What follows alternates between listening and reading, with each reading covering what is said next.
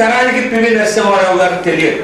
So అటువంటి మహనీయుడి యొక్క జీవిత చరిత్రని ఈనాటి తరానికి తెలియచేయటానికి ఈరోజు కార్యక్రమం ఒక నాంది కావాలి అన్నది నా ఒక చిన్న సూచన.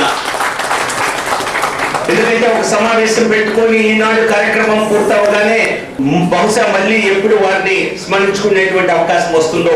సో కాబట్టి ముందుగా ఈ కమిటీ వారు ఒక ఆలోచన చేయాలని చెప్పి నా సూచన.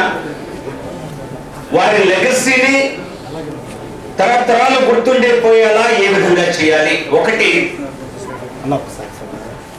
బిల్డింగ్ ఎ మెమోరియల్, వారి జ్ఞాపకార్థం ఒక నేషనల్ మెమోరియల్ ని తెలుగు రాష్ట్రాల్లో నిర్మించాలి అన్నది నా యొక్క సూచన. దానికి తెలుగు రాష్ట్రాలు 2 ప్రభుత్వాలు ముందుకు రావాలి.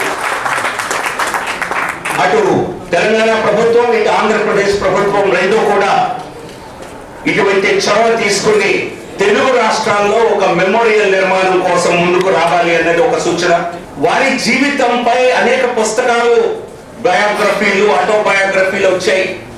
కానీ వారి జీవిత చరిత్రనంతా కూడా తెలిసేలా ప్రభుత్వ సంస్థలు ఇటువంటి రీసెర్చ్ ని ఎంకరేజ్ చేయాలి. వారి జీవిత చరిత్రపై అనేక అధ్యయనాలు చేయాలి. దానికి సంబంధించి ఒక సూచన చేస్తే ఖచ్చితంగా కేంద్రంలో ఉన్న సంస్థలు, నేషనల్ బుక్ ట్రస్ట్ కానివ్వండి, పబ్లికేషన్స్ డివిజన్ కానివ్వండి, వీరికి నేను కూడా నా వంతు సహకారంగా వారితో మాట్లాడి ఏర్పాటు చేసే ప్రయత్నం చేస్తాను. అలా జరిగినప్పుడే. GNS report, Sairam CVS, Visakhapatnam.